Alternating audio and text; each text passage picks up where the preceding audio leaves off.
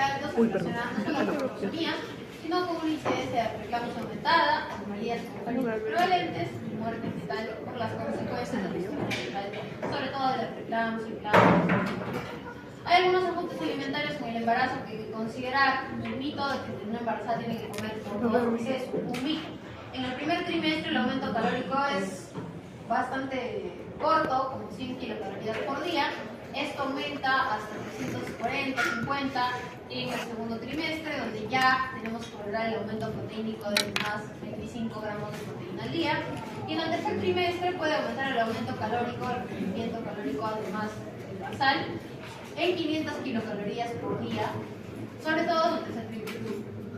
Fisiológicamente, hay que mencionar que el embarazo aumenta el volumen plasmático más o menos en un 50%, hay una disminución fisiológica, una disminución fisiológica del hematocrito por esta redistribución. Igualmente hay un incremento de la masa eritrocitaria más o menos del 30%, por lo cual hay un requerimiento aumentado, ya sea de hierro o de folato.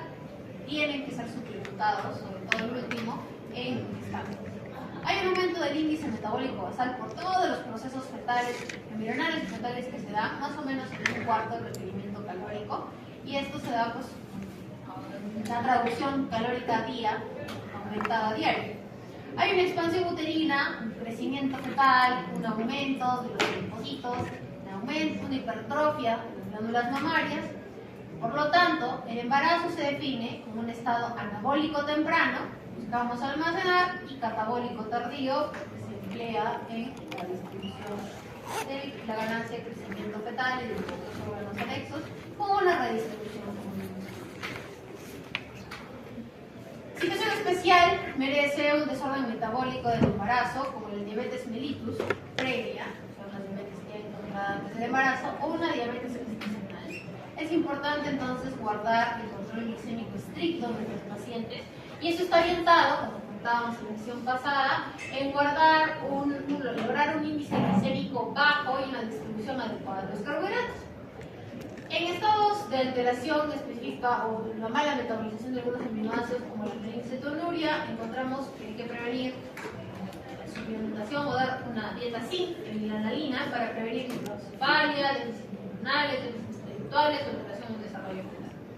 Hay enfermedades infecciosas que nos obligan también a tener targets terapéuticos, como las restricciones en la lactancia en madres que son VIH positivos con cargas virales altas, el HTLV1 y 2 por transmisión vertical y la presencia de glucemias. Todos ellos deberían formar parte de un tapizaje a la gestante para prevenir la transmisión vertical. Y finalmente, las dietas veganas, que son cada día más populares, requieren una suplementación de vitamina B12, hierro, DHA y colina en las gestantes.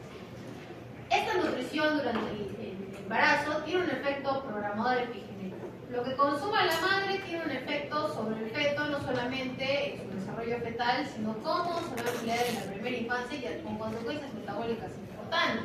Bebés macrosómicos que tienen un mayor influjo con diabetes mellitus, diabetes gestacional, tienen una mayor incidencia de obesidad infantil, que a su vez tiene una mayor incidencia y prevalencia de diabetes mellitus temprano. Es importante evaluar qué come la gestante para prevenir todos estos problemas. La lactancia es el pilar fundamental de la lactancia materna. Hay dos fases que ustedes tienen que considerar desde la perspectiva nutricional. La primera es la lactogénesis, o sea, es dependiente de la presión, este aumento de la prolactina que se da sobre todo en las últimas semanas del embarazo, y que puede retrasarse en madres que son diabéticas o que son obesas. Y ahí ya tenemos una alteración, una parte de la fisiopatología, por lo cual es importante intervenir en el sistema metabólico, el mellitus, en la gestante. Y la segunda fase, que es la galactopoiesis, que es una fase de sostenimiento de esta lactancia materna estimulada por el fenómeno de succión y vaciamiento mamario. Todo esto se da con el estímulo y la intervención que tiene el lactante con la lactancia materna. De manera general, la lactancia materna es rica en hemoglobina A, es rica en lactoferrina, en lisozima, algunos oligosacáridos que tienen un efecto prebiótico. Igualmente, en la lactancia hay bacterias, pero que se comportan como parte de una flora probiótica, como los lactobacillus y los bifidobacteriums, que aportan entonces el inicio de esta microbiota, que no tiene una fórmula estandarizada porque es estéril, que contribuye a la génesis de la microbiota del ser.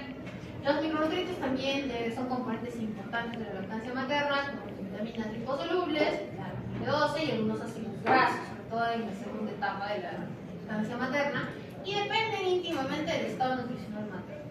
Por ende, es importante que vigilemos que consume la madre.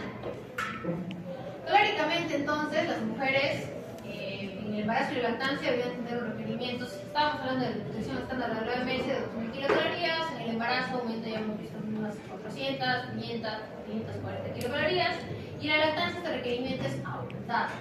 Las proteínas no aumentan tanto en el embarazo y la lactancia, así como los requerimientos de algunos micronutrientes como yodo, el folato y la vitamina C. También es importante evaluar suplementaciones que van desde la etapa preconcepcional como vitamina D, zinc, colina, magnesio y selenio, sobre todo porque es importante la relación que tiene el selenio con la génesis de la preeclampsia. Y no nos olvidemos pues de algunas, el complejo B, sobre todo la vitamina B6, B2, el folato, que son importantes para algunos efectos en el desarrollo del tubo neural, o como la vitamina C en el desarrollo de náuseas en el primer trimestre. Algunos alimentos interesantes es que ya no se restringe la cafeína a 0% al día, sino que podemos tener un máximo de 200 miligramos por día, el equivalente a 2 vasos de americano o un vaso de expreso. Entonces, podríamos implementarlo sobre todo en lugares donde está muy arraigado el consumo de café. Siempre vigilándonos para no desencadenar efectos cardiovasculares. Un alimento con un efecto nutricional, un efecto sobre las náuseas interesante es el guión. En el primer trimestre hay mayor incidencia de náuseas y vómitos, y algunos estudios han demostrado que tiene efectos sobre las náuseas. No se olviden que hay que tener mucho ojo con la suplementación, sobre todo con la vitamina A, porque este podría tener en supradosis efectos teratogénicos. Es importante que chequemos no dar megadosis de vitamina A. Otras etapas ginecológicas interesantes que quizás no van a tener tanto desarrollo en el curso de ginecología es sobre el ciclo menstrual. Recordemos que hay un eje hipotalámico hipofisiovárico de diferentes influjos a lo largo de este ciclo. La FSH estimula el crecimiento folicular, mientras que la LH induce la ovulación y la luteinización. En la fase lútea hay un aumento de la progesterona, hipertermia, hay sedación y anabolismo, todos ellos con efectos fisiológicos. También intervienen algunos neurotransmisores con sus picos, caídas, como la serotonina, dopamina, GABA, y pueden afectar entonces los efectos sobre el apetito, la saciedad, el estado de ánimo, y todo ello se interviene en un ciclo. En la menstruación disminuyen las dos hormonas, estrógeno y progesterona, producto de una inflamación endometrial. Hay una pérdida de hierro entonces y una sensibilidad abdominal. En la fase folicular hay un aumento sostenido del estrógeno hasta su pico, por lo cual consideramos esto como una fase anabólica, y con un cambio en la sensibilidad de la insulina, un apetito disminuido y un aumento en la oxidación de las grasas. En la fase ovulatoria, en tanto, del pico tanto del LH como del FSH, hay un aumento de la temperatura y de la libido y hay un menor apetito, pero hay un aumento en la hiperactividad basal. En tanto que en la fase lútea aumenta la progesterona de manera sostenida antes de su caída en la menstruación, y es una fase catabólica, una fase con retención hídrica. Por lo tanto, aparecen antojos, sensación de hiperfagia en cuanto al consumo de carbohidratos y grasas, con una mayor sensibilidad, con una sensibilidad de la insulina reducida, como una especie de resistencia transitoria baja de insulina. Entonces, el estrógeno se comporta como una hormona exígena, que está mediado por estimulación de receptores a nivel intestinal, a niveles periféricos, con el 5-HT. La progesterona tiene un efecto por exígeno y está asociado a disforia, antojos y ansiedad. El aumento del apetito premenstrual entonces puede representar una adaptación fisiológica estática normal del aumento de las demandas luteinizantes por un aumento en el metabolismo basal que fluctúa entre las 100 y las 300 kilocalorías. Dentro del ciclo menstrual encontramos algunas alteraciones importantes como el síndrome premenstrual o el trastorno disfórico premenstrual, ya clasificadas, patología mixta, con alteración a nivel de los neurotransmisores, alteraciones inflamatorias y también con una alteración a nivel de la sensibilidad hormonal. Todo eso entonces debería traducirse de manera terapéutica nutricional en una dieta baja en grasas, una dieta rica en carbohidratos complejos para establecer un índice glicémico bajo para que la curva glicémica sea sostenida. Esto va a tener una mejoría en los síntomas, y se prevé una reducción tanto de cafeína, de sal y de alcohol, porque es beneficioso también en esta reducción de síntomas. La ingesta de calcio, de magnesio y de vitamina C contribuye a la reducción de estos síntomas. Más o menos se debería consumir calcio en 1.2 gramos por día. La vitamina B6 puede ser suplementada hasta 100 miligramos por día. Y el magnesio disminuye la sensación de distensión abdominal y la presencia de migrañas, sobre todo cuando hay en la dismenorrea primaria. Podríamos, porque es un efecto inflamatorio importante que se da en los primeros días del ciclo menstrual, se podría aumentar el consumo de omega 3 por efecto antiinflamatorio y también la suplementación con vitamina E por el efecto analgésico, antioxidante que menciona. El síndrome ovario poliquístico, como ya lo hemos adelantado en la sesión anterior, es un trastorno que puede causar el hiperandrogenismo con insulino resistencia. Dentro de su clasificación, lo que podríamos recomendar a grandes rasgos es dar una dieta con bajo índice glicémico, de tal manera que la curva de glicemia se mantiene lo más estable posible, elevando la fibra. Nosotros aumentamos la génesis de estas colonias de SCFA, butirato. Todo esto también nos ayuda a poder tener un efecto modulador, y también podemos suplementar con vitamina D, con zinc, con omega 3 y con inositol. Todo esto contribuye, lo habíamos comentado igual en la sesión pasada, sobre el efecto de los análogos de la GLP-1. En cuanto a la menorrea funcional, si tenemos deportistas de alto rendimiento o tenemos alguna alteración a nivel de trastornos alimenticios, bulimia o sobre todo anorexia nerviosa, podemos tener una fertilidad, hipogonadismo hipertrófico. Entonces tenemos que dar una dieta con una suplementación energética, más o menos 300 y 600 kilocalorías con sus consideraciones que veremos después, para normalizar el IMC, restablecer el eje y con ello generar un equilibrio en el sistema. Hay algunos micronutrientes que tenemos que considerar. El hierro disminuye la reserva ovárica. El déficit de hierro podría disminuir la reserva ovárica, también es importante utilizarlo en ginecología. El zinc, la vitamina D, la vitamina B2 en folato. Estos últimos funcionan como activadores de la ovulación y la fisiología. Hay algunos nutrientes que son relevantes, como los fitoestrógenos, que pueden inhibitar a los estrógenos y por lo tanto modulan los síntomas premenstruales leves. La cúrcuma, que tiene efecto antiinflamatorio leve y mejora la dismenorrea.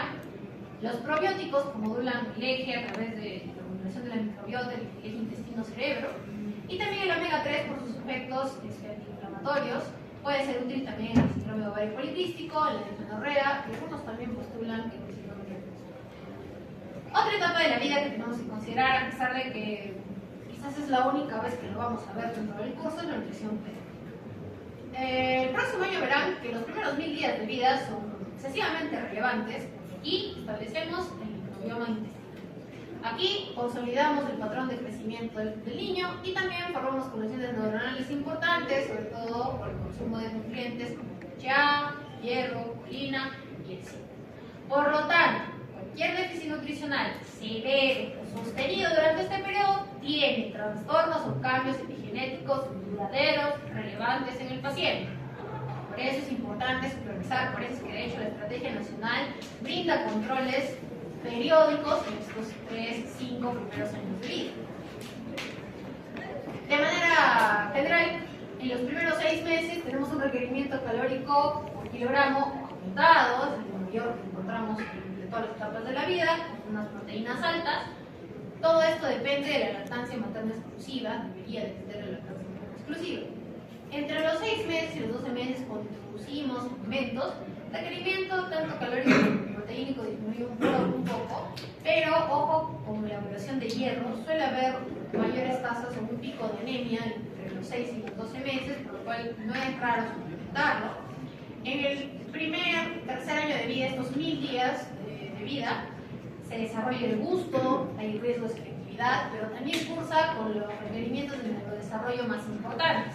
Por eso es relevante, en algunos casos, suplementar la dieta. De los 4 a los 8 años, el requerimiento se establece, de acuerdo al canal genético, la proteína va disminuyendo paulatinamente para los requerimientos del adulto y se establece el patrón de crecimiento de los consumidores.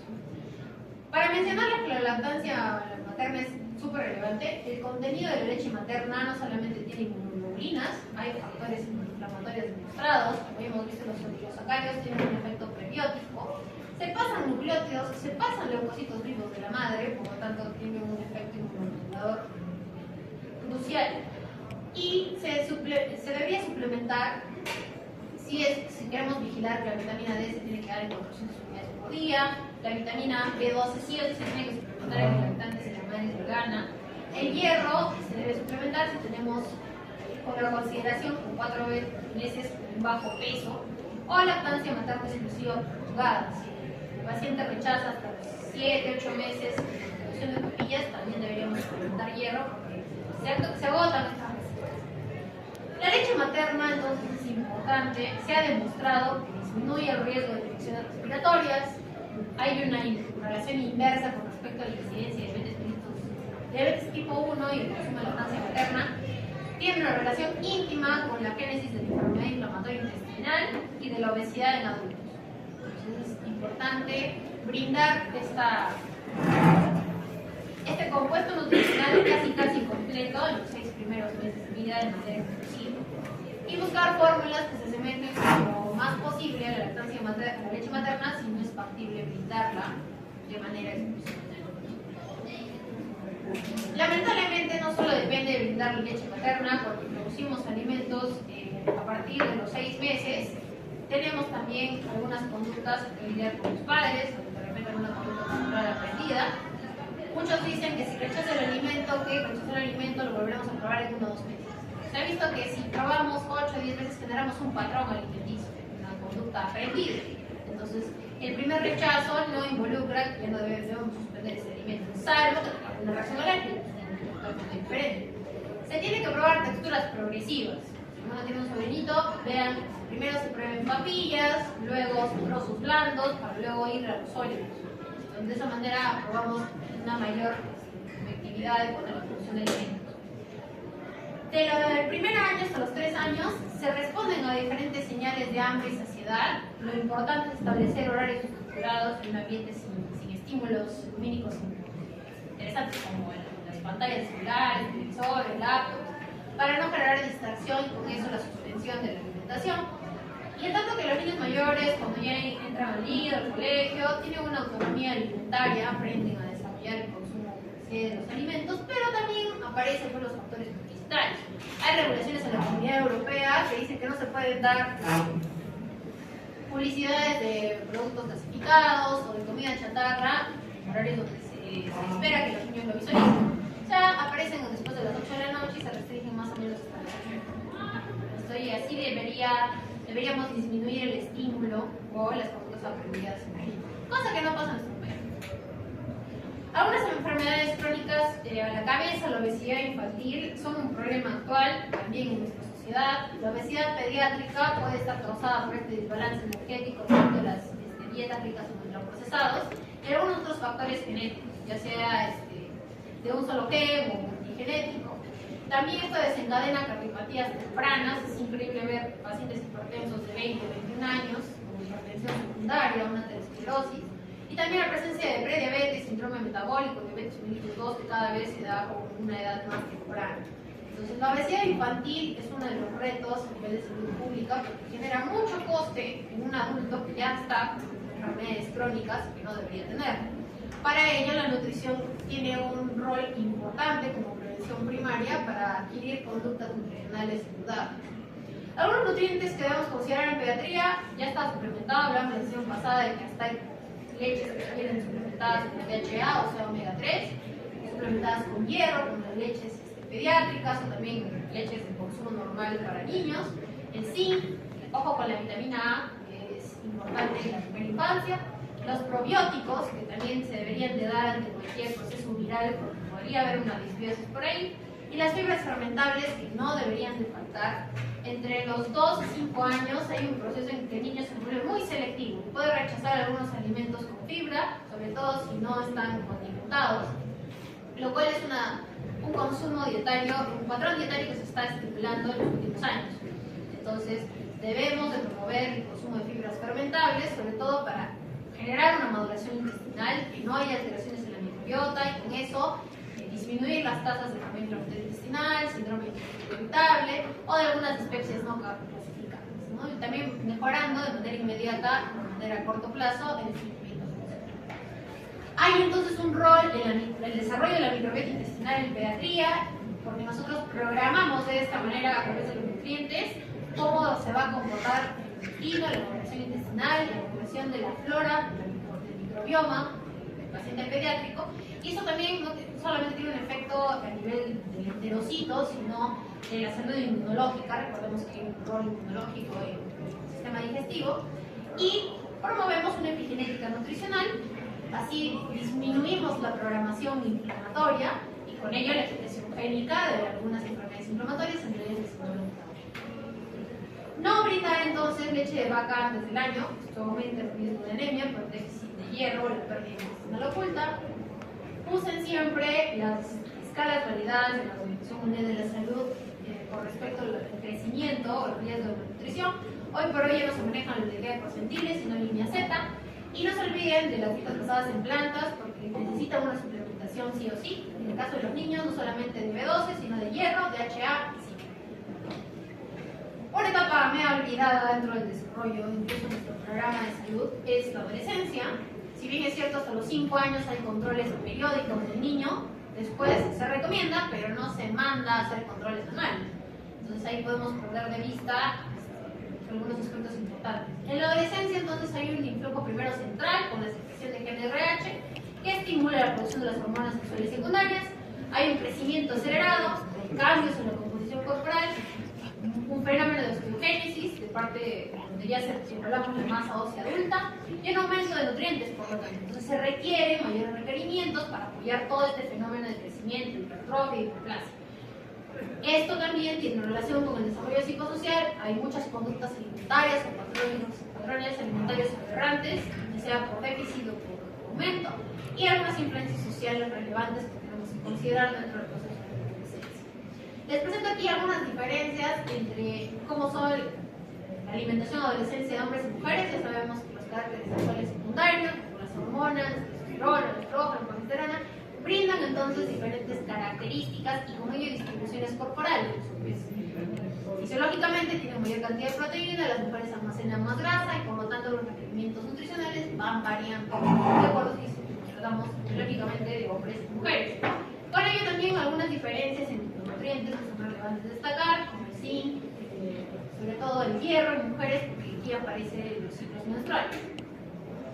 Ojo que en esta etapa también puede aparecer anemia ferropénica, ya sea por falta de consumo o por problemas de pérdida, sobre todo al inicio de los ciclos menstruales en las mujeres, algunos problemas óseos que pueden detectarse como el aumento del riesgo de fractura, el retraso en el crecimiento es una traducción de un déficit nutricional o déficit moderal calórico, proteínico, y algunos problemas de salud, porque interfieren los nutrientes interfieren con la síntesis de ADN, podríamos evaluar alguna deficiencia vitamínica en específico.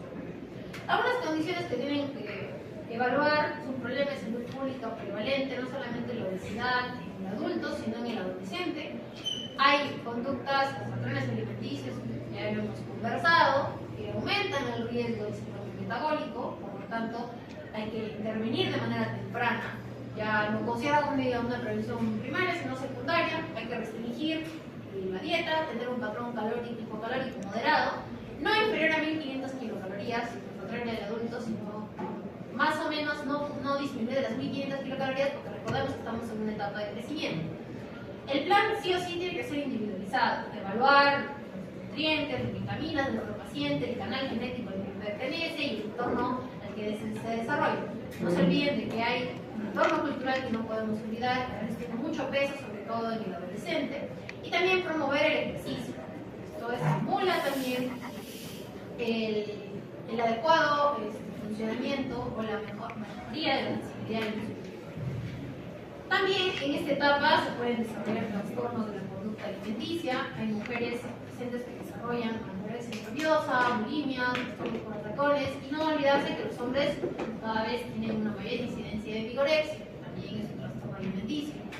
Todos ellos deberían evaluarse o detectarse a tiempo, evaluando de manera conjunta con el psicólogo, con el psicólogo sobre los factores de presión social, el perfeccionismo del entorno, la dismorfia corporal, la historia de obesidad que puede aparecer en familia o de manera personal, y evaluarlo siempre con la pérdida de peso, la menorrea, es un signo que a veces pasa desapercibido, la bradicardia o la actividad física.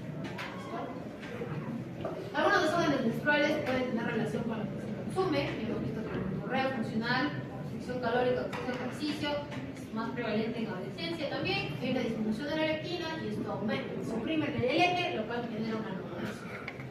Igualmente en adolescentes veganos hay que suplementar nuevamente B12, hierro, zinc, DHA y calcio.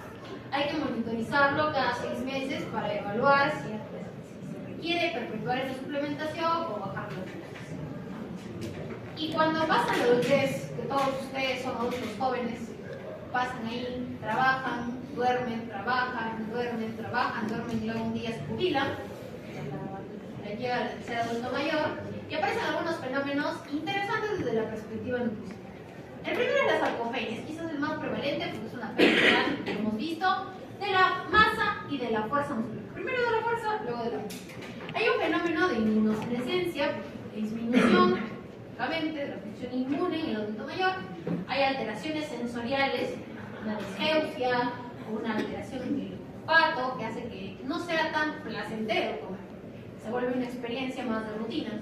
Hay dificultades en la dilución por algunos trastornos con secundarias y eso genera problemas para tragar la alimentación que hasta 60 años han consumido de la misma manera, puede tener alguna alteración. Igualmente se reduce el metabolismo, disminuye la proteína, se entra en una producción de metabolismo y con ello disminuyen los requerimientos nutricionales diarios. Hay una anorexia también del adulto mayor multifactorial. Puede ser secundaria a sus patologías, la disminución de la tasa metabólica basal, también con factores mentales importantes. La depresión del adulto mayor, de hecho, cursa con disminución del apetito. Algunos trastornos agudos, como la neumonía, pueden solamente evidenciarse con disminución del apetito. Los cambios, la contracción del núcleo familiar, la depresión, todos ellos cursan con disminución del apetito. Entonces es importante también poderlo verificar. Es más frecuente que con esta disminución de la sensación de la sed, del hambre, hay una deshidratación mayor prevalente, incluso cuando cursan con enfermedades agudas, se evidencia mucho más. Hemos hablado de las alteraciones en la deglución, la propia masticación por la alteración dental. Se disminuye el consumo de fibra, esto favorece el estreñimiento, por lo tanto hay que aumentar la densidad nutricional de esta fibra en el adulto mayor. Y no olvidar que todavía tenemos que cuidar la microbiota, está generalmente alterada por el envejecimiento. Esta inmunosenescencia altera la microbiota. Podría mejorar con algunos prebióticos, con algunos elementos dentro de la dieta. De manera fisiopatológica, hay fenómenos de inflamación crónica que se teorizan.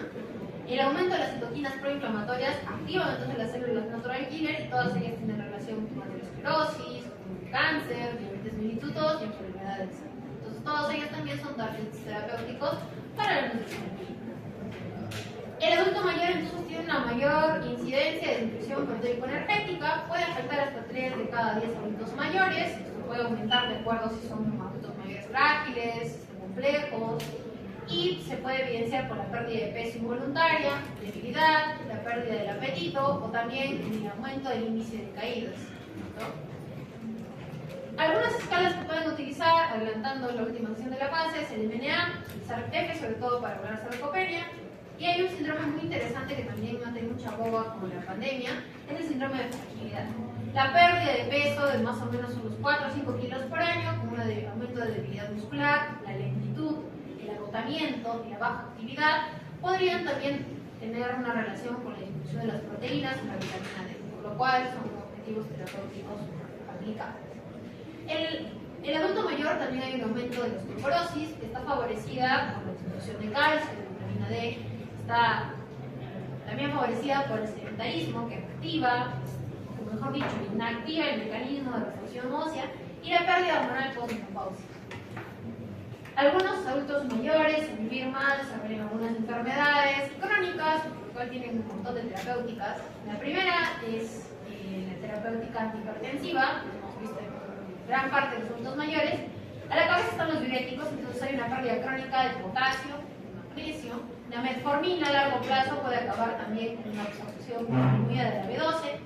Y para pacientes con arritmias o coronariopatías pueden usar la suplementación antitrombótica de warfarina, que interactúa con la vitamina K y que pueden requerir alguna intervención nutricional inhibiendo los vegetales de hoja. Para adultos mayores, ya habíamos comentado en la sesión pasada que hay un requerimiento calórico disminuido, pero proteínico aumentado, sobre todo por este menor gasto basal en la actividad física. Hay algunos micronutrientes que tenemos que supervisar, como el calcio, está regulado como si fuera, por ejemplo, el embarazo. La vitamina D, que debe suplementarse, y no olvidarse del consumo de agua diario. Hombres y mujeres tenemos que supervisar que consuman 6 o más vasos de agua al día. Ellos perciben menos el fenómeno de sed. Es más fácil que ellos se deshidraten.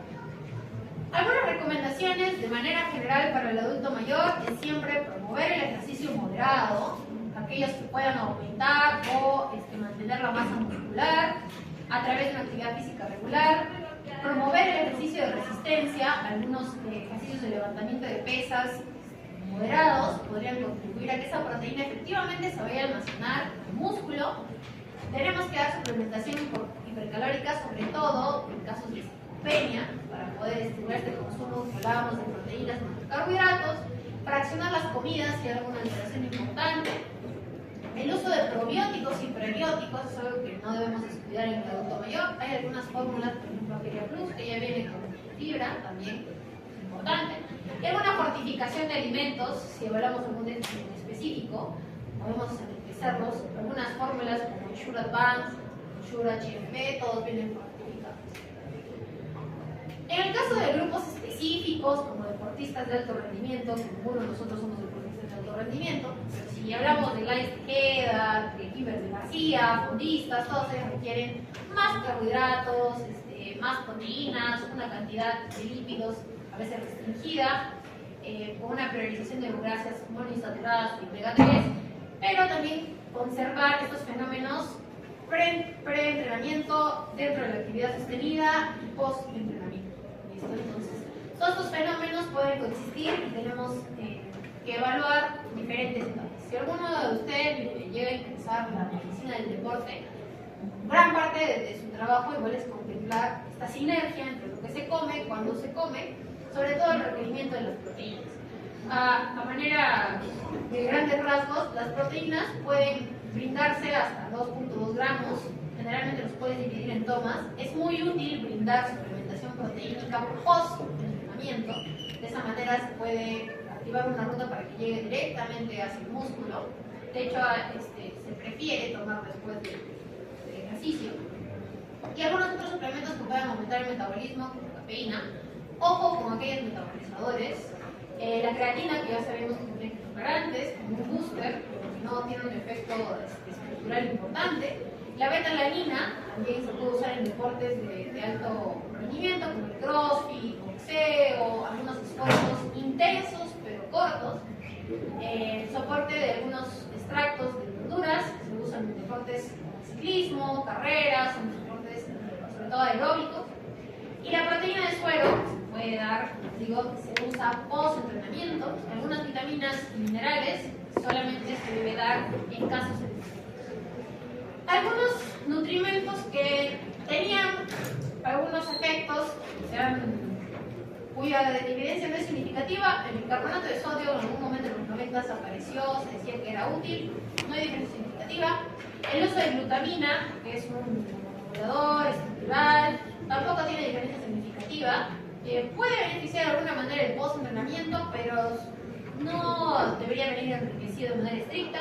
Y la carnitina, que cuando yo era estudiante había muchos estudios sobre la carnitina, que estimula el metabolismo. Se ha visto que no hay diferencias significativas. El objetivo entonces, cuando tenemos estos grupos seleccionados de pacientes, es llegar a una individualización. Por ejemplo, solamente para darles un ejemplo, hay algunos polimorfismos genéticos, sobre todo en el CYP1A2, quienes metabolizan lento, o sea, quienes tienen mayor expresión del CYP1A2, metabolizan mal la cafeína.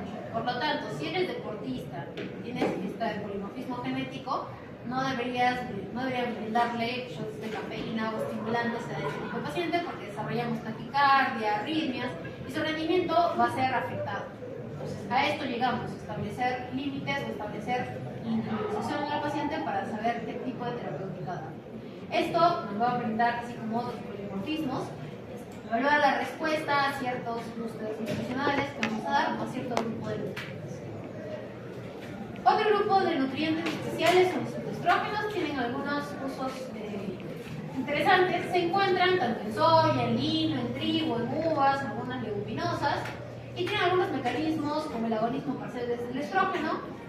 Generalmente estos actúan a nivel del hueso, cerebro, próstata, para que vean que no solo las mujeres deberían ser suplementadas en algunas ocasiones, y el endotelio. Entonces hay efectos antiproliferativos y neuroprotectores.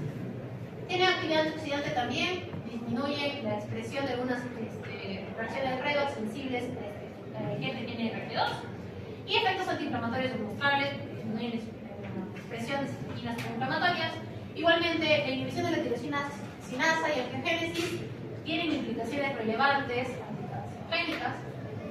De manera fisiológica, entonces, estos fitoestrógenos intervienen en la salud ósea, por lo cual se evalúa con una respuesta a nivel de la densitometriosis, sobre todo a nivel de las vértebras lumbares. Ayuda y contribuye a la sintomatología climatérica como el bochorno, la sudoración nocturna, la labilidad emocional, y puede mejorar el perfil lipídico, disminuyendo el LDL con un leve aumento compensatorio del HDL, y mejorar la elasticidad a nivel de la arteria y disminuyendo la presión arterial diastólica, que es el objetivo en realidad de la alimentación antihipertensiva. También se puede usar, o mejor dicho, se tiene que vigilar en algunos tipos de patologías oncológicas dependientes de estrógenos, como el cáncer de mama, evaluar sobre todo el perfil de las expresiones hormonales que tiene. Puede ser útil en el cáncer de próstata, y que también hay que evaluarla en la función tiroidea, porque puede inhibir a la peroxidasa tiroidea, que saben, con algunas implicancias sobre la patología gastrointestinal. Algunas consideraciones de estos fitoestrógenos, pues hay que evaluar la biodisponibilidad, porque solo un grupo de los pacientes tiene la capacidad de producir con estos fitoestrógenos, el cual es el metabolito reactivo, por lo cual estos mecanismos se generan. Quiere decir que si nosotros damos con dos pacientes con bochorno, probablemente una tenga efecto terapéutico y otra no. En el contexto hormonal, en las mujeres postmenopáusicas, los fitoestrógenos tienen un efecto neto beneficioso, y mujeres premenopáusicas podría alterar el ciclo. Ojo, hay que saber cuándo dar estos fitoestrógenos. De manera terapéutica se puede dar hasta 80 miligramos, es la dosis tope que se considera segura y efectiva, en tanto que hay que evaluar el consumo en niños y lactantes. Mucho se dijo sobre el efecto de si los alimentos transgénicos o los alimentos enriquecidos con soya, como algunos productos de la joyería industrial, galletas, coquitos, venían con soya. ¿Qué pasaba con estos fitoestrógenos? Pues no hay diferencia significativa. Entonces, no podemos decir que estos fitoestrógenos alteren el desarrollo hormonal de los niños y los lactantes. ¿Dónde encontramos estos fitoestrógenos? En algunos otros alimentos, porque tenemos que preferir el consumo del alimento por sobre el suplemento. Tofu, gluten, que no son muy comunes en nuestro medio, como el miso, sí, la leche de soya, las semillas de lino, el germen de trigo, los frijoles, el frijol rojo. Todos ellos se pueden, los fitoestrógenos se pueden concentrar más si se fermentan. Algunos de ellos disminuyen si se cocen, o dependiendo de cuál sea el origen, es orgánico o tiene algún producto de este. En cuanto al ciclo del sueño, el estado de ánimo, recuerden que ya habíamos comentado en qué momento se debería comer, y es que la calidad y la cantidad del sueño va a afectar el apetito, el metabolismo de la glucosa, la sensibilidad a la insulina y, de manera a largo plazo, la salud mental. Todos estos son ejes que se complementan y que cada uno contribuye a que el ciclo, ya sea vicioso o correcto, se siga perpetuando. De manera simultánea, entonces, los alimentos consumidos van a influir en la secreción de melatonina, serotonina, dopamina, GABA. Todos ellos son neurotransmisores que son claves en la arquitectura del sueño, la modulación del estado del ánimo y con ello también el ritmo circadiano. Recuerden que hay diferentes estímulos o aberraciones que se pueden encontrar en la patología del sueño. Las señales luminosas, principalmente, son aquellas que los núcleos cerebrales van a responder a estas respuestas luminosas. Por parte de la higiene del sueño es evitar estas luces azules, porque así se estimula la secreción de melatonina. La glándula pineal produce más melatonina de noche. Una de las funciones es indicar que debemos descansar. Una disminución en el metabolismo del cuerpo. Contrariamente, en la mañana se activan mañana y tarde los picos de cortisol. El pico máximo es en la mañana. Y hay una modulación también concadenada de leptina y grelina, que son las hormonas reguladoras del apetito a lo largo del día. Por lo tanto, la alteración de todos estos genes pueden tener disruptores a nivel del metabolismo, disruptores a nivel del ciclo del sueño. Hubo un estudio muy interesante, poco ético, dicho sea de paso, sobre el efecto de privación del sueño y del metabolismo en el estado de ánimo. Algunos dicen de que hay estudios en los cuales se descubría que algunos soldados o presos desde la Guerra Fría tenían periodos de privación del sueño que iban hasta una semana, y viendo la alteración que se podía tener. Evidentemente se volvieron locos, pero hay que evaluar que la restricción crónica del sueño, o sea, periodos de menos de 6 horas por noche, induce aumento de grelina, disminución de leptina, hiperfagia, aumento de peso, aumenta el cortisol nocturno, con ello la resistencia a la insulina, aumenta el catabolismo del músculo, o sea, a la larga se genera sarcopenia, disminuye la tolerancia de la glucosa, mayor riesgo de diabetes. Este factor neurotrópico derivado neuronal aumenta el riesgo de depresión, con ello a largo plazo deterioro cognitivo, aumentan citoquinas proinflamatorias y con ello un estado que actúa la infección sistémica. ¿Qué quiere decir? Que cuando llegan al internado con supervisión crónica del sueño, con periodos de menos de 6 horas, ustedes lo perpetúan, podrían desencadenar todo esto.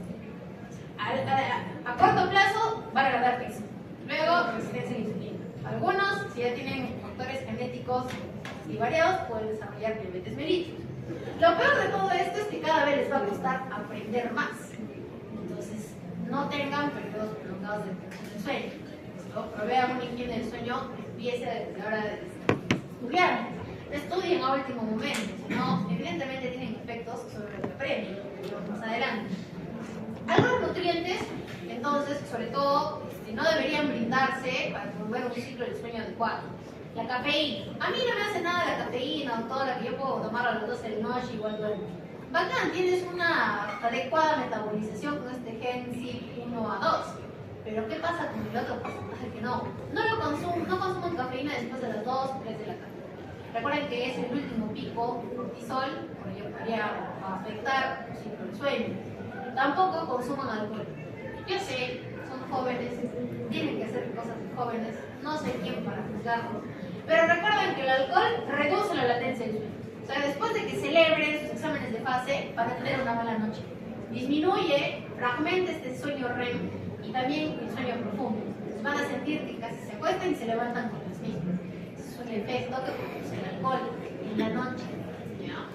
Hay alimentos ricos en grasas saturadas que acompañan esta celebración por fase, también disminuyen el sueño de las ondas lentas, sobre todo.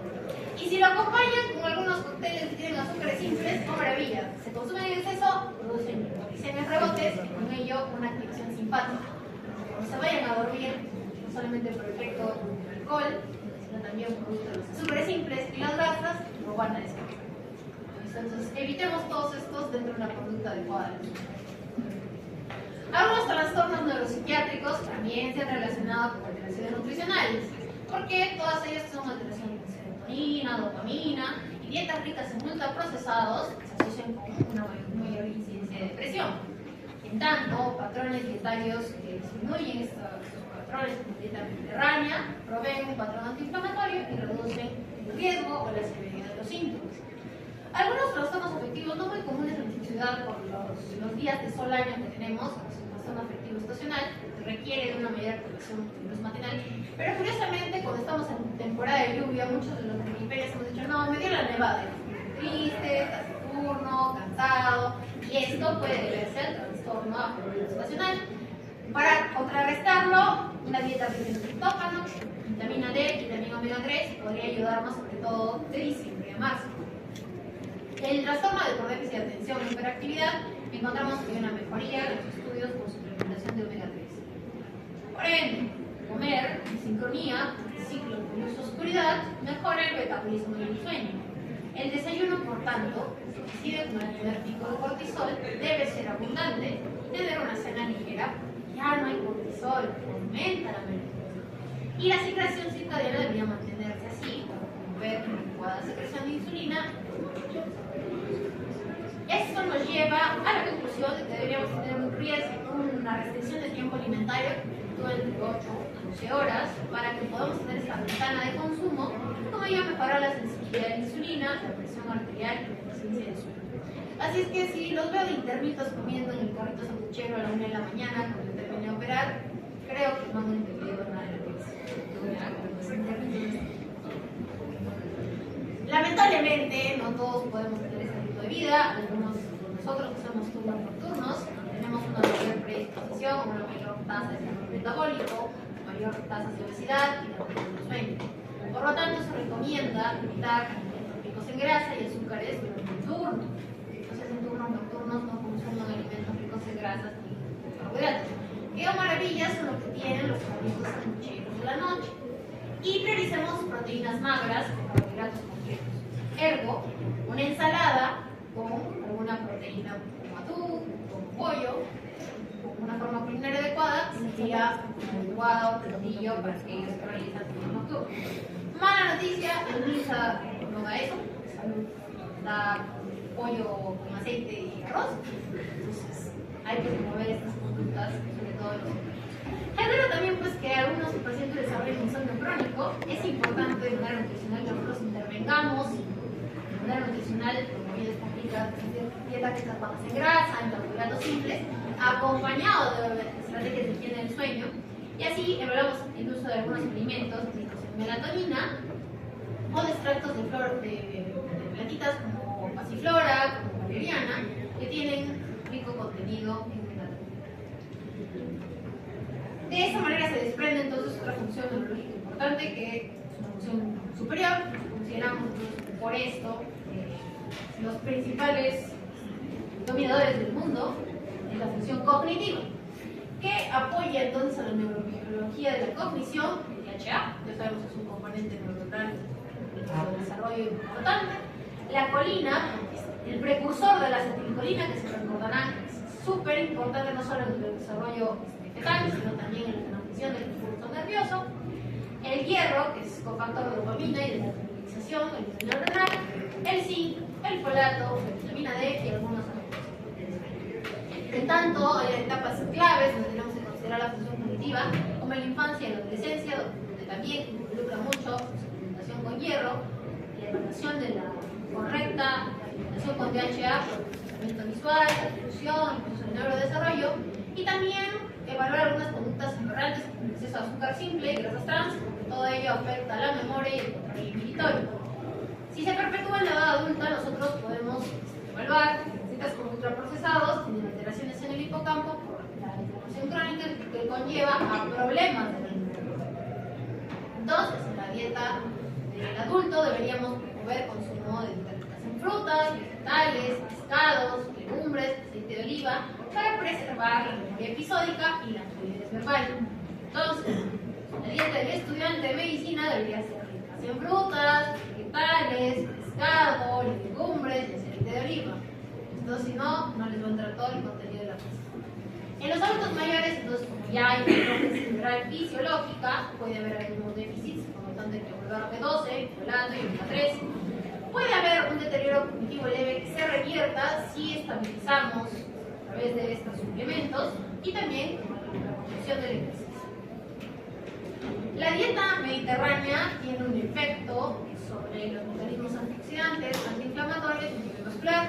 Se ha asociado entonces su consumo o la intervención de dieta mediterránea con la mejora del Alzheimer, el Parkinson y algunas enfermedades neurológicas. Si se complementa con la dieta MAIN, podríamos tener, o sea, la dieta MAIN, la dieta mediterránea, más una intervención hiposódica que está guiada en el paciente hipertenso, podemos tener un menor declive cognitivo en adultos mayores. En tanto que recuerden que su contraparte, que es la dieta occidental, conocemos ricos, simples, procesados, trans, aumenta el riesgo de neuroinflamación, la resistencia a la insulina y con ello es medio proinflamatorio con un daño oxidativo. Entonces, el Alzheimer, hay rol importante del DHA, la vitamina E, claro. Todos ellos intervienen en el estrés oxidativo, los depósitos de beta amiloide que son la fisiopatología de la enfermedad, y la hiperfosfolipidemia. Si tenemos un deterioro cognitivo vascular, puede estar asociado a hipertensión, lipidemia, por lo tanto hay que dar una intervención terapéutica en ese sentido, proteínas sinusoidicas, restricción a lípidos saturados y azúcares, disminuir el consumo de azúcar porque así podemos realizar la progresión de estas demencias vasculares. Y si hay algún trastorno de desarrollo que cada vez es más diagnosticado como trastorno del espectro autista o déficit de atención, hay una línea de investigación muy interesante que es la regulación de la microbiota, la disbiosis a nivel entérico, podría tener un daño terapéutico. Si implementamos colonias de microbiota, puede haber una regulación de los síntomas y se han observado efectos beneficiosos del omega 3 y la eliminación de colorantes artificiales en el pronóstico de esta enfermedad. Por lo tanto, no se olviden que hay un eje intestino-cerebro. Comemos sí tiene un impacto a nivel de cómo se la información y el desarrollo y la interpretación de neurológicas. Por lo tanto, algunos metabolitos microbianos, como estas colonias de nitrato, pueden tener un efecto sobre la barrera hematoencefálica y la glucogénesis. Tanto dietas ricas en probióticos, prebióticos, las fibras solubles, o probióticos, colonias de lactobacillus, o bacterias que se encuentran en algunos alimentos fermentados, pueden mejorar la memoria, mejorar la ansiedad y aumentar el rendimiento cognitivo, logrando mostrar de manera específica se podría tener la intervención con resveratrol, dopamina, sobre todo en Alzheimer, los flavonoides, que puede ser útil mejorar la memoria, una mejoría leve, la cafeína, que podría mejorar el tiempo de atención, la frecuencia de esta atención, y el ácido alfa-lipoico, sobre todo un antioxidante de manera universal. Consideren entonces igualmente el déficit de B12, porque esto puede tener alguna significancia en la alteración cognitiva, a nivel de la atrofia cerebral. Hay que monitorizar hierro, zinc, folato y sobre todo favorecer la dieta tipo MIND, reducir los ácidos grasos saturados, evitar las hipoglicemias e integrar algunas intervenciones específicas nutricionales combinadas con ejercicio, con ciclos de sueño, porque todos son ejes que se pueden. Les recuerdo que también hay una intervención sobre la visión, como el uso de retinoides, la vitamina A, algunos ácidos grasos poliinsaturados en la cabeza, el omega 3 y algunos antioxidantes que tienen un efecto como se tiene la visión. En la primera infancia, en algunas enfermedades como la ceguera nocturna, que se produce vitamina A, la degeneración macular relacionada con la edad, las de cataratas, la retinopatía diabética por el acúmulo de glucosa y de la retrovasculatura y el glaucoma. Entonces, podemos evaluar si tenemos un consumo o suplementamos con proteína de hojas verdes o de espinazo, podemos mejorar la filtración de la luz azul, que es un problema altamente prevalente corporal, también proteger la macula. El consumo de arándanos o de los derivados de los arándanos llamados antocianinas mejora la adaptación nocturna. La quercetina, que se presenta en las manzanas, en las cebollas, con las cuales somos productores en nuestro país, en nuestra región, ayudan a proteger la barrera hematocretiniana, en tanto que el resveratrol, que es producido por las uvas o el vino, tiene un efecto neurológico. Así la curcumina inhibe el receptor endotelial y es útil en el edema macular, hemos visto también en el de manera específica. Entonces no se olviden de evaluarlo siempre las instantes, cantantes, para tener esta visión nocturna conservada, sin olvidar que las sobredosis pueden tener efectos teratogénicos. En los adultos mayores no se olviden de suplementar proteína, DHA, antioxidantes, sobre todo si hay riesgo de la maculopatía, y en diabéticos el control glicémico es importante para evitar el acúmulo que puede generar la mácula y la luz. De manera general, promovamos patrones dietarios como la dieta mediterránea, porque es rica en este tipo de nutrientes, el consumo de pescado azul, de DHA, de las frutas, porque el efecto antioxidante. Nuevamente no se olviden de todas estas interacciones, sobre todo las superadoras de vitamina A, no se nos pasen la mano. Y las altas dosis de vitamina E también pueden aumentar el riesgo de sangrados, miren por algunos anticoagulantes. De manera genérica, solo para cumplir con el resumen de sus capítulos del libro, no se olviden que también hay un rol nutricional en lo que comemos y cómo eso afecta la calidad de los dientes, de la dentina, de las enfermedades de la patología dentaria, de las encías. Hay una enfermedad periodontal que es importante porque también tiene un componente inflamatorio que puede desencadenar disbiosis, alteraciones en la microbiota y la alteración dental, además de tener un pH alterado, puede ser exacerbado por algún tipo de bebidas, por ejemplo las gaseosas, algunas cosas ácidas, o la presencia de alguna enfermedad mental o alguna enfermedad de reflujo gaseoso. Por lo tanto, hay que consumir bebidas con pastilla y tener un lavado, correcto lavado de manos. Importante entonces que consideremos el efecto que tiene, el impacto que tiene la microbiota en el embarazo, en la lactancia, en la adolescencia y sobre todo en adultos mayores con la pérdida o el aumento de la obesidad. Hay algunos alimentos que pueden tener un rol terapéutico en la nutrición, el queso maduro, que aumenta la saliva, sobre todo en adultos mayores, aumenta el picante también en los patos, un alimento útil en este grupo, el té verde, que tiene un efecto prostático, puede ser regulador de la flora cavidad oral, la manzana cruda, que tiene un efecto de limpieza mecánica, el xilitol, que inhibe la fermentación bacteriana, y también los flavonoides, que tienen una actividad microbiana y antibiótica. Ya habíamos comentado, para finalizar, que el hambre es una conjunción de diversos componentes que son biológicos, tónicos, sociales, afectivos, y hay que diferenciar el hambre como necesidad fisiológica del alimento, el apetito, que es el deseo subjetivo de comer, el gusto, que es la percepción sensorial que se genera por lo consumido, el alimento y la saciedad, la inhibición fisiológica alimentaria. Hay una regulación fisiológica de lo que consumimos, hay hormonas sobreexígenas, o sea, que aumentan la ingesta, y hormonas sobreexígenas, que inhiben. De manera central y también de manera periférica. Todas estas producidas, por ejemplo, la grelina del estómago, la leptina del tejido adiposo, la insulina, como hemos visto que se regula por el páncreas, el LP1, que se encarga en el hígado y el colon, en tanto que la colecistoquinina se secreta en el delgado. Todas ellas tienen un papel importante en la regulación del hambre y la saciedad. Recuerden que son muchos factores los que generan, modulan el hambre, la saciedad. De manera fisiológica, pues hay hipoglicemia, desencadena todas estas reacciones centrales. De manera conductual o ambiental también tenemos muchos estímulos, como los horarios sociales, el entorno exogénico, que puede desencadenar el consumo aumentado de alimentos. El olor, la textura, el sabor puede desencadenar también los mecanismos neuronales que desencadenan hambre, y algunos mecanismos genéticos que pueden tener alteraciones en cómo se percibe la sensación de hambre, así como la programación fetal. Por lo tanto, el gusto es un complejo sistema donde recibimos el estímulo y preferimos de manera innata el sabor dulce sobre el amargo, y las experiencias tempranas pueden modificar lo que nosotros queremos comer o lo que tenemos predilección por comer.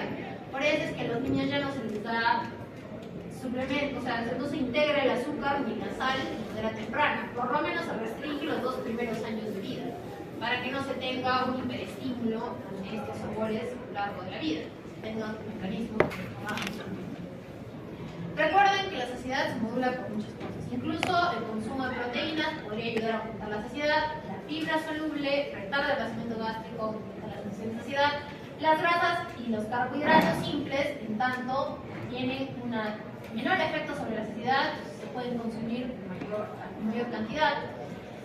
Todo esto entonces nos lleva a un concepto relevante para los casos clínicos, que es el índice de saciedad. Esto clasifica a los alimentos según el efecto supresor del apetito por número de kilocalorías consumidas. Por ejemplo, la misma proporción o el mismo gramaje de papas cocidas, mayor efecto saciante, que consumir una papa equivale a 2 o 3 rodajas de pan blanco en peso. Pero una papa tiene un índice, una papa sancochada tiene mayor índice de saciedad que un pan blanco. Por lo tanto, les presento la tablita para que ustedes puedan evaluar la categoría de alimento que estamos hablando y cuál es el índice de saciedad sobre los paquetes en pan blanco. ¿Cuál nos da mayor sensación de saciedad? Ahí lo pueden ver, papa, la cabeza, y algunos tienen menor efecto saciante, como tienen mayor contenido de grasas, carbohidratos simples, acompañado de estos carbohidratos refinados. Pan blanco es algunas disfunciones en el control. Recuerden que la hiperfagia puede estar desencadenada por obesidad, todo esto tiene desbalance en la leptina, también componentes hedónicos inhibidos. La anorexia o la caquexia por enfermedad pueden contrarrestar o ser el contrario, igualmente que los trastornos Está bien. Entonces hay disfunciones que se dan por exceso, déficit dentro de esta condición. De manera general, para modular estos efectos saciantes, hay que limitar la alta proteína en el desayuno, porque eso disminuye la grelina y aumenta la saciedad sostenida. Hay que fraccionar nuestras comidas para estabilizar la glicemia y la insulina. Brindar dietas ricas en fibra y en agua, porque aumentan el volumen gástrico y fibra para el inicio del vaciamiento gástrico. Y los algunos alimentos funcionales como el té verde, el café, unos picantes, aumentan la termogénesis, aumentan el metabolismo. Y con ello podemos contribuir. No se olviden, chicos, de leer para la siguiente clase, que son contenidos intensos, usen sus tablas y ya pueden ir eligiendo qué alimentos usar dentro de su caso clínico o ir viendo qué alternativas estimar. Su delegada, que no está, me dijo de que tiene médico práctico la siguiente semana. Vamos a evaluarlo porque también los chicos de la sección A se ven afectados. La otra sección me dijo que no, el doctor, el módulo de educación médico práctico. Entonces vamos a conversar con los delegados estos días para chequear qué alternativas tenemos de cara al pasito de la siguiente semana. ¿Ya? Pueda tener tiempo suficiente para preguntas, dudas, ustedes, algo